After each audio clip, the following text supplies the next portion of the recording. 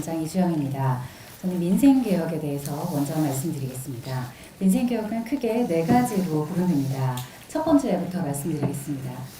과제 1, 구연금과 신연금의 완전 분리, 국민연금 개혁. 개혁신당의 민생개혁, 그 첫 번째로 국민연금 개혁을 이야기하고자 합니다.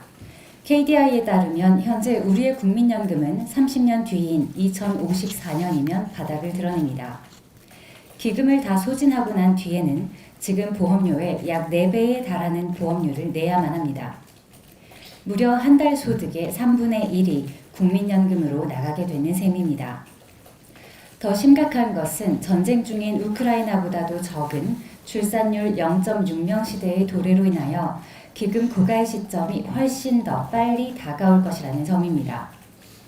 결국 호미로 막을 것을 가래로도 못 막게 되었습니다. 이것이야말로 책임지지 않은 포퓰리즘 정치가 얼마나 무서운 미래로 돌아오는지를 보여주는 대표적 사례를 할 것입니다. 이에 개혁신당은 누구도 말하지 않지만 누군가는 반드시 해야 할 이야기를 하고자 합니다. 연금개혁, 지금 당장 시작해야 합니다. 보험료율을 높이고 소득 대체율을 낮추는 모수의 조정만으로는 근본적 대안이 될 수 없습니다. 대폭적인 구조적 개혁이 필요합니다. 기존 수급자의 구연금과 현재 납부자의 신연금으로 재정을 완전히 분리하고 이원화해서 미래 세대가 구세대의 수발을 드는 일이 없도록 해야 합니다. 구연금의 급여는 정책 신뢰성 차원에서 정부 재원으로 최대한 맞춰주되 납부액의 최고 2배에서 3배를 받는 상황을 지금 그대로 유지할 수는 없습니다.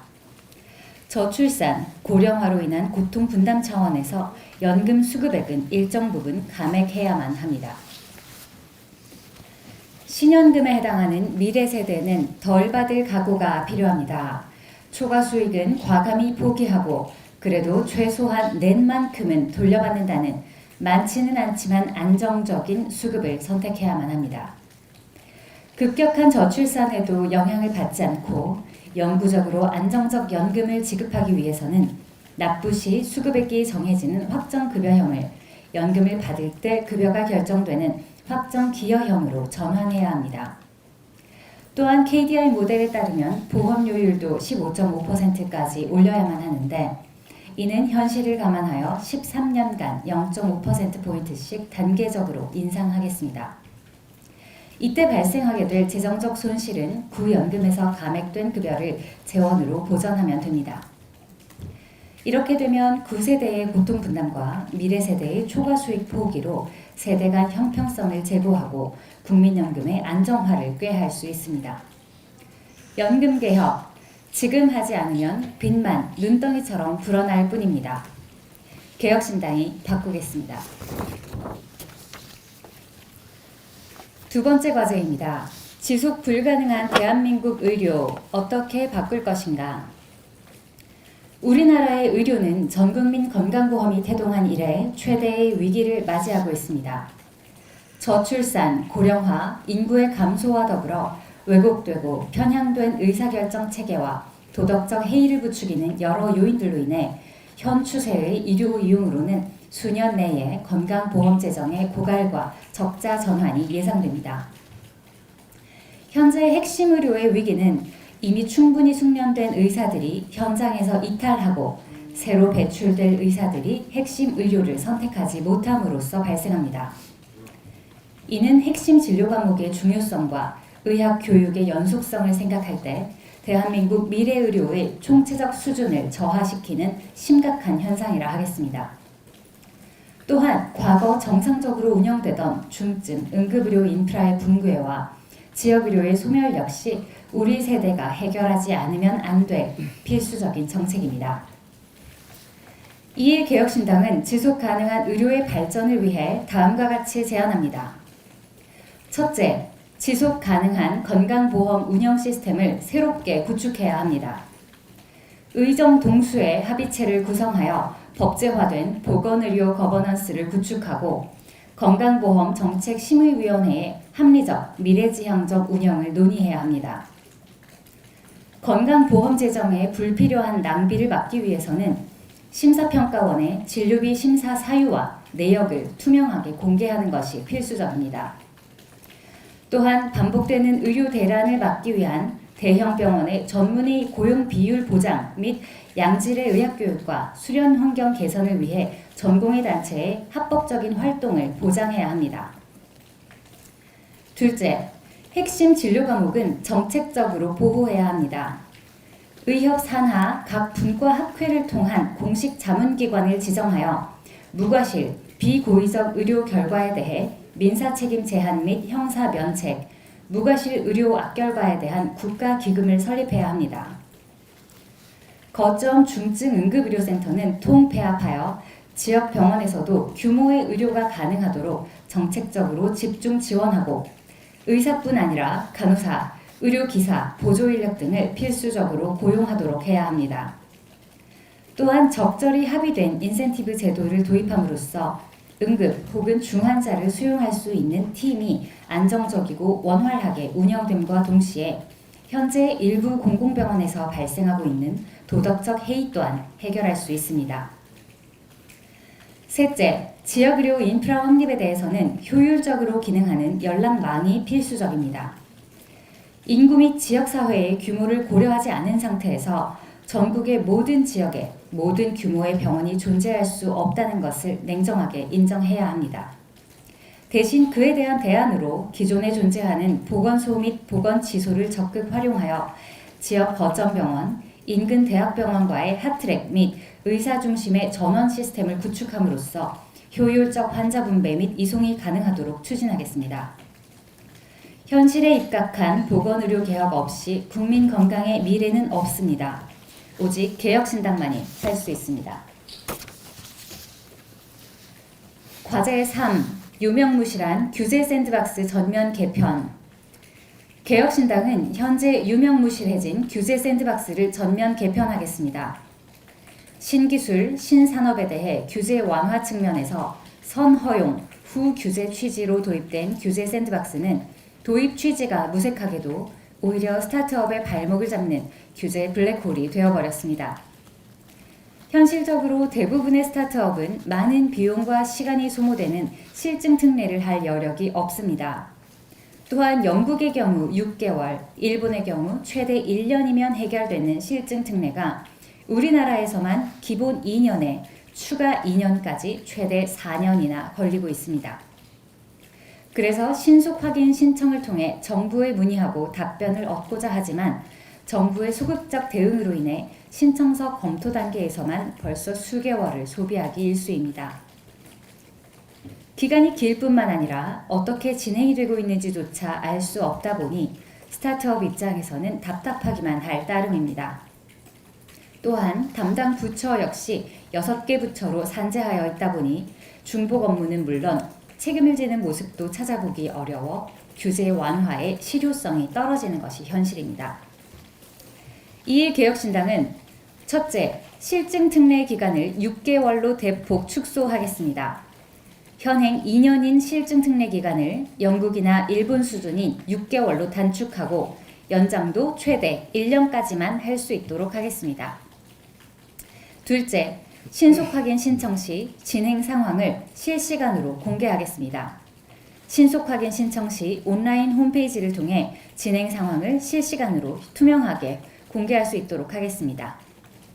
셋째, 제도 운영 부처를 통폐합하고 일원화하겠습니다. 6개 부처, 8개 분야로 산재하여 있는 현행 신청 창구 및 조정 기능을 국무조정실로 통폐합하여 행정력의 낭비를 막고 절차를 간소화하겠습니다. 개혁신당이 규제개혁과 스타트업 생태계의 청신호가 되겠습니다. 과제 4. 가칭 백종원 사관학교 설립으로 자영업자들의 창업부터 성공까지. 자영업자들이 매우 힘든 상황에 처해 있습니다. 외식업의 경우만 해도 지난해에만 약 1만 8천 개의 업체가 폐업을 하였습니다. 또한 대부분의 창업은 기회 창업보다 생계형 창업이 2배 이상 많았으며 작년 말 기준 자영업자들이 갚지 못하는 대출 규모가 1년 새 50%나 증가하였습니다. 정부는 대형마트 규제, 제로페이, 공공배달 앱, 프랜차이즈 규제 등 다양한 자영업 부양책들을 펼쳤으나 효과를 보지 못했습니다. 좀 더 확실하고 현실적인 문제 해결 방안이 필요합니다. 먼저 지역별 민관협력 자영업 상생지원센터 가칭 백종원 사관학교를 설립하겠습니다. 각 지자체별로 민간 전문가가 함께 참여하는 자영업 상생지원센터를 설립하여 창업부터 운영의 전 과정을 지원하고 관리하겠습니다. 창업 단계에서는 인허가 제도 안내와 빅데이터와 AI 분석을 통한 상권 포화도, 매출 활성화도를 예측하여 안정적인 진입 관리를 지원하겠습니다.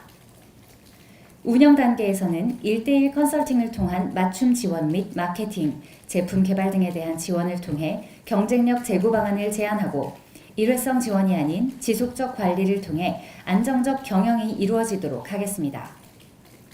그리고 자영업자가 어쩔 수 없이 폐업을 하는 경우에도 재도전이 가능하도록 재취업 준비 및 고용 전환 준비를 지원하고 각종 폐업 시 필요한 세무와 노무, 법무 지원을 하겠습니다. 앞으로도 개혁신당은 이념이나 치적에 매몰된 채 비현실적인 정책을 내는 것이 아닌 현실적으로 국민의 삶에 보탬이 될 수 있는 개혁안들을 계속해서 발표하겠습니다. 감사합니다.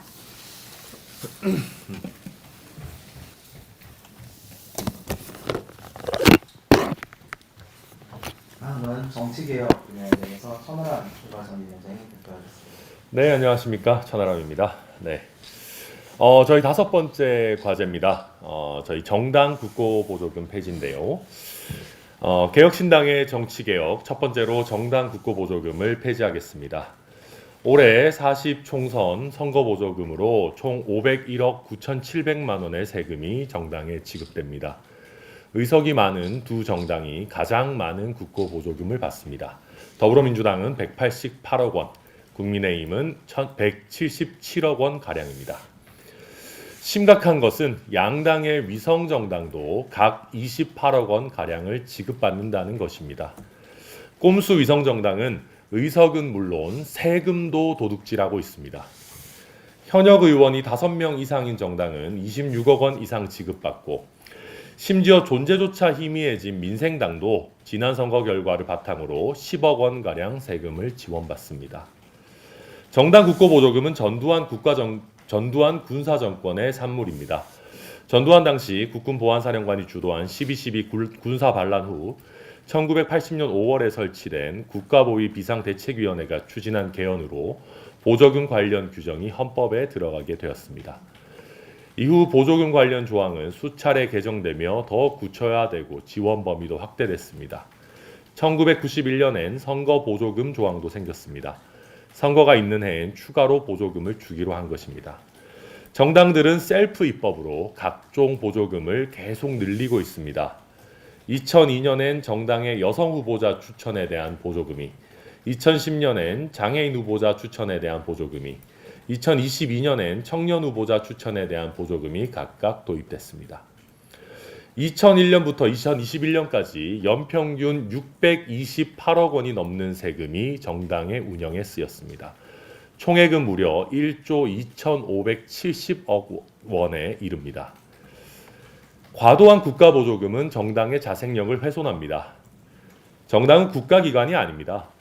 정당은 정치적인 뜻을 같이 하는 당원들이 납부한 당비에 의해 운영되는 것이 당연합니다. 세금에 의존해서 정당이 운영되다 보면 국민의 지지를 적극적으로 모을 필요가 적어집니다. 실질적인 당비를 받을 필요성이 낮다 보니 선거 때 갑자기 1,000원 당원을 끌어모아 당내 경선에 영향을 미치는 행위를 제약할 이유도 없습니다. 한국 정치가 갑작스러운 조직 동원에 취약한 근본적인 이유입니다. 정당 국고보조금을 없애고 정당이 당비 수입으로 운영되도록 해야 합니다. 꼼수 위성 정당이 추가로 세금까지 받아가는 일은 없애야 합니다. 국고보조금이 없더라도 공직선거법에 따른 선거비용 보전은 얼마든지 가능합니다. 정치자금법상 선거보조금은 정당으로, 공직선거법상 선거비용 보전금은 후보자에게로 각각 지급되고 있습니다. 선거와 관련해서 세금이 이중으로 지원되는 것입니다. 뿐만 아니라 연말정산 시 정치 후원금에 대한 세액 공제를 통해 연 10만 원까지 당비와 정치 후원금을 사실상 다시 환급하고 있습니다. 정당의 세금이 3중으로 지원되는 것입니다. 정당 국고보조금은 없애는 것이 맞습니다.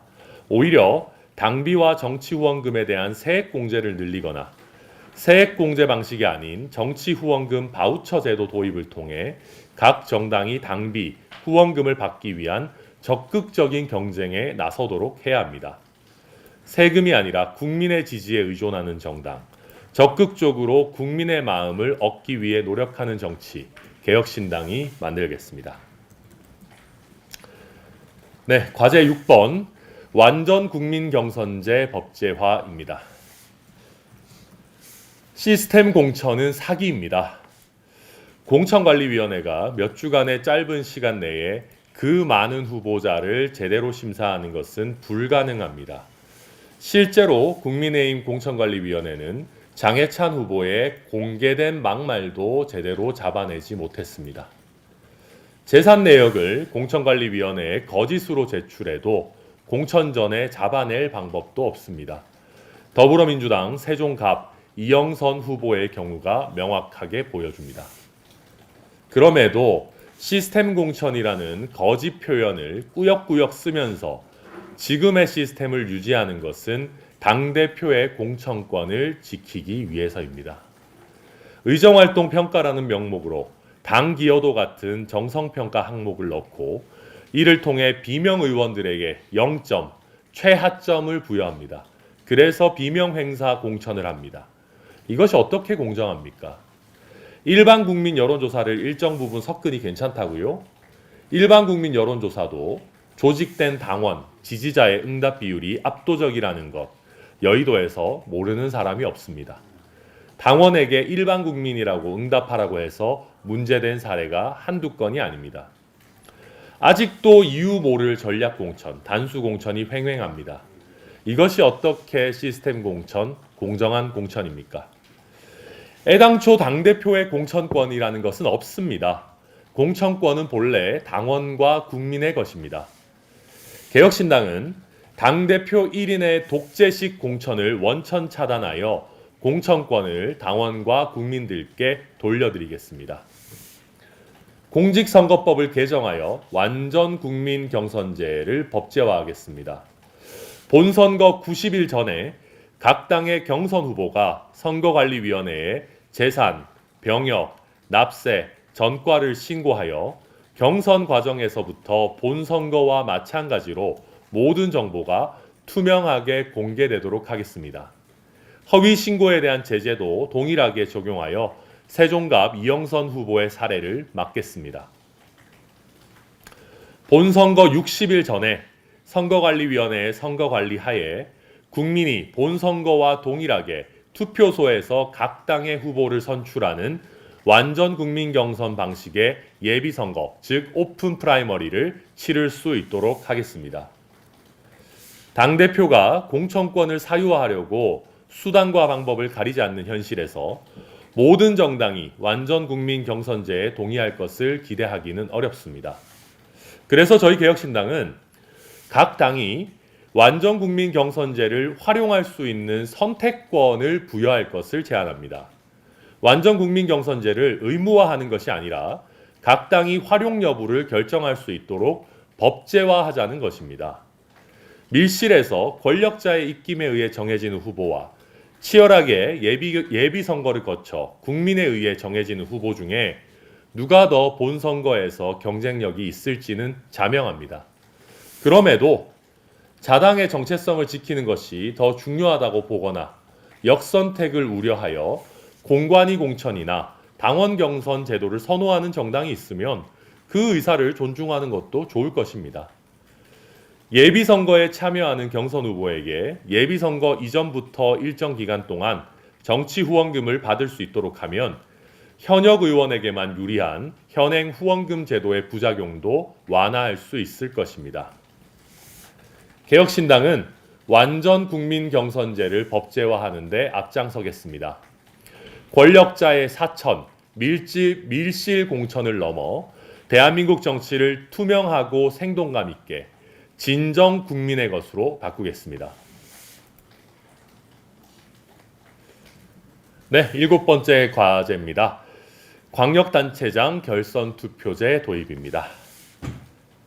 개혁신당은 이미 대통령 결선 투표제를 공약했습니다.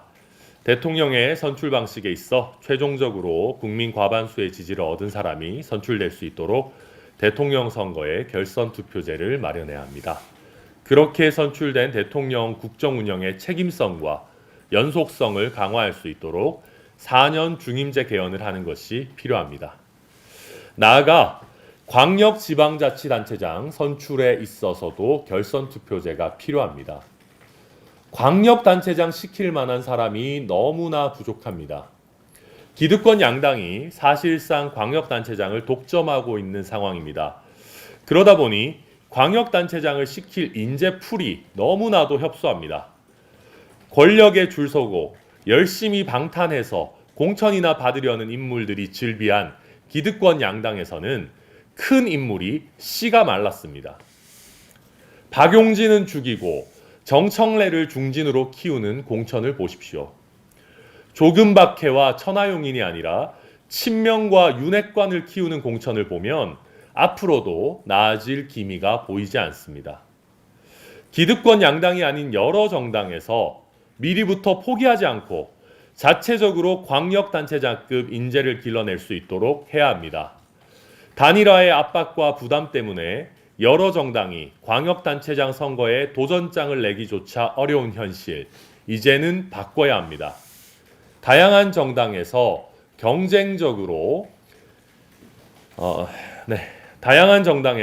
경쟁적으로 인재를 발굴하고 국민 앞에 내어놓고 국민이 여러 선택지 중에 최선의 후보를 선택하실 수 있도록 해야 합니다. 개혁신당은 큰 인물을 길러내는 정당이 되겠습니다. 대통령 선거는 물론이고 광역단체장 선거에도 적극적으로 임하겠습니다. 개혁신당뿐만 아니라 큰 인물을 길러내는 정당은 많으면 많을수록 좋습니다. 큰 인물이 등장하지 않는다고 한탄만 할 것이 아니라 큰 인물이 등장할 수 있는 길을 다양하게 열어야 합니다. 광역단체장 결선투표제는 공직선거법 개정만으로 가능합니다.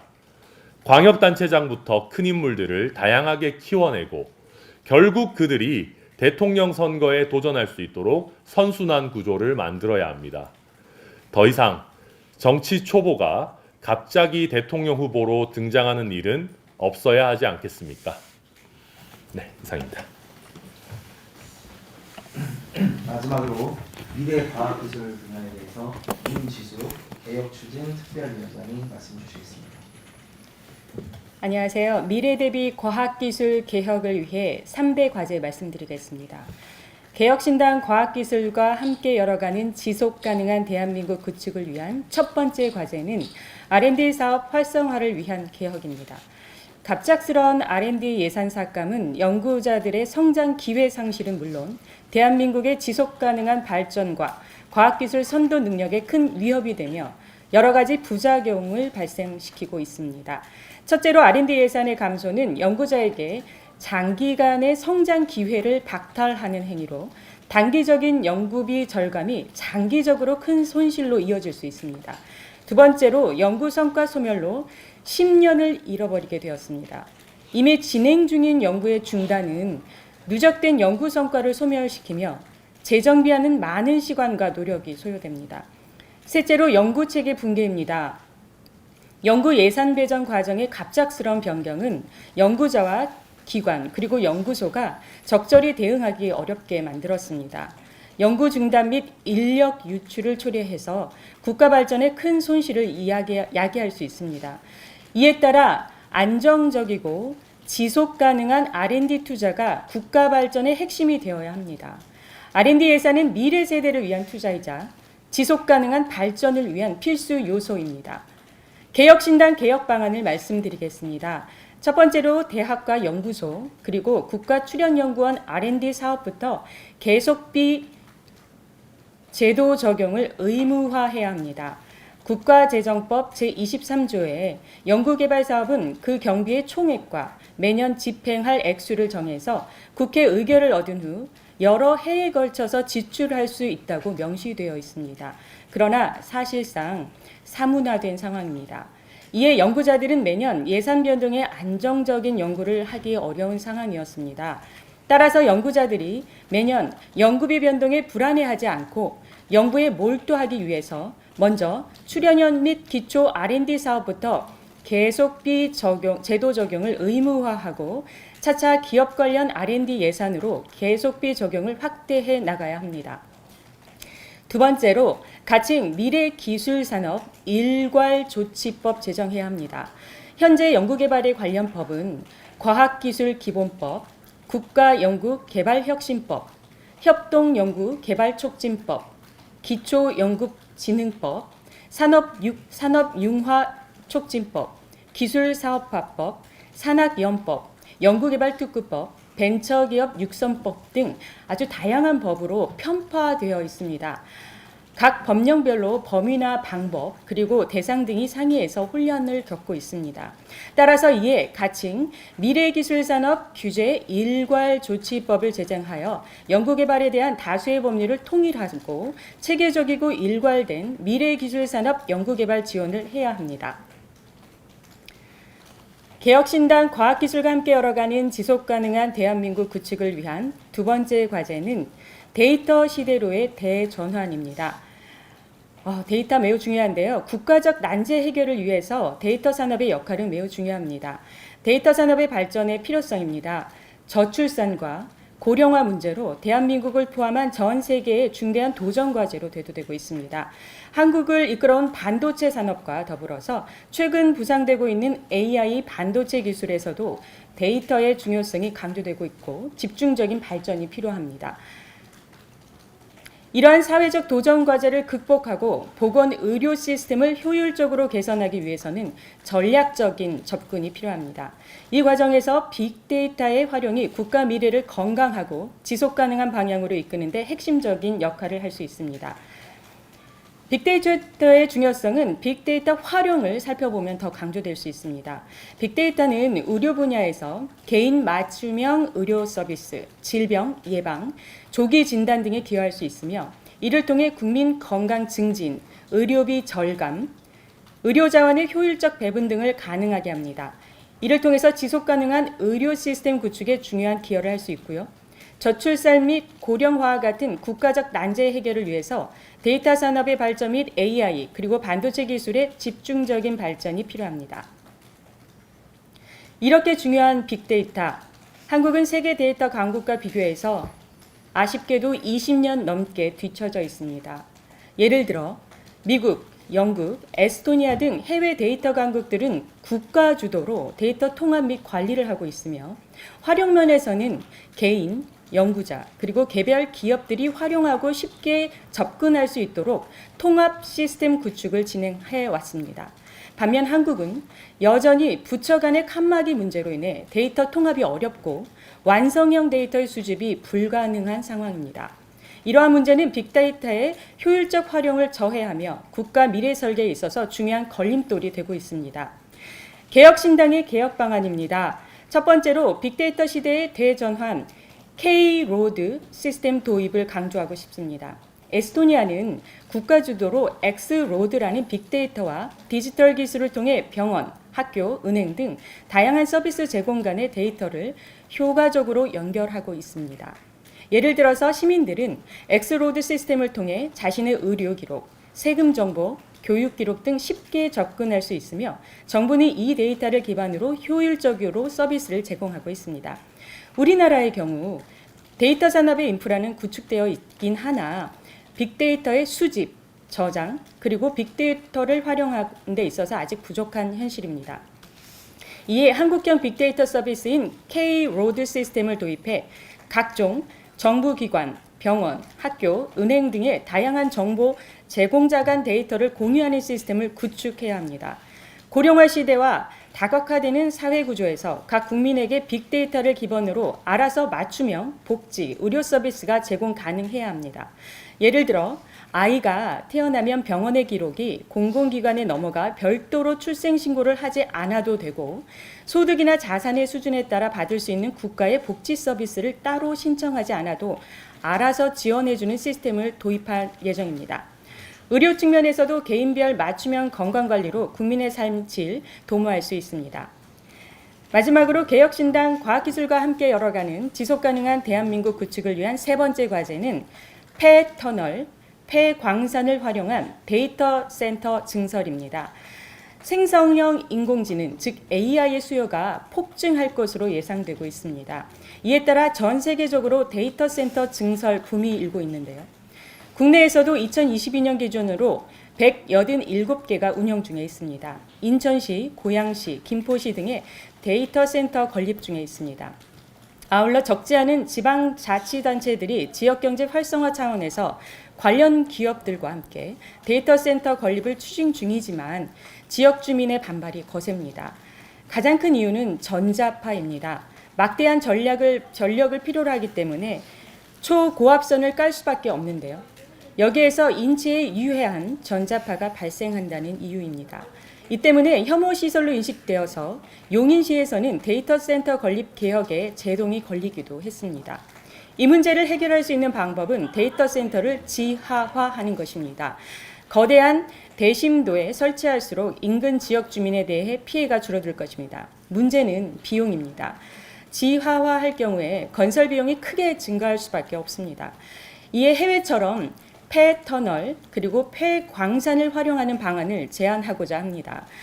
전국에 산재한 철도 및 도로 폐터널과 더불어 폐광산을 관광 자원으로만 사용할 것이 아니라 향후 수요가 급증할 데이터 센터 설치 장소를 활용하고자 합니다. 국가철도공단에 따르면 전국에 산재한 패널은 72개입니다. 전국의 폐고속도로가 200km에 달합니다. 여기에도 적지 않은 폐터널이 존재합니다. 한국광해광업공단에 따르면 전국에 산재한 폐광산은 5,116개에 달합니다. 이들 폐터널과 폐광산을 임대 방식으로 관련 기업에 대여해서 데이터 센터를 설치한다면 비용 절감도 가능할 뿐만 아니라 지역 주민의 반발도 크지 않을 전망입니다. 데이터 센터는 전력 수요가 많은 시설입니다. 국가에너지기구가 발표한 바에 따르면 2022년 기준으로 전 세계 데이터 센터가 사용할 전력량이 전체 전력 수요의 2%, 즉 400테라와트시에 달합니다. 2026년까지는 최대 3배, 곧 1050테라와트까지 늘어날 것으로 분석되고 있습니다. 데이터 센터가 급증할 우리나라도 동일한 전력 부족에 시달릴 전망인데요. 이를 해결하기 위해 소형 모듈 전력, 즉 SMR을 결합한 데이터 센터 건립도 필요하다고 봅니다. 향후 폐터널이 폐광산 또는 대심도 대형 데이터 센터를 건립할 때 소형 모듈 원자도 함께 건설하는 방안입니다. 이런 소형 모듈 원전 결합형 데이터 센터는 글로벌 표준 모델로서 수출 품목이 될 것이라고 생각되고 있습니다. 개혁신당 과학기술과 함께 열어가는 지속가능한 대한민국 구축을 위해서 유일하게 미래의 대안을 제안하고 있습니다. 감사합니다. 네, 이상 개혁신당의 3대 개혁 10대 과제에 대해서 설명을 마쳤습니다. 질문 있으시면 질문 받겠습니다.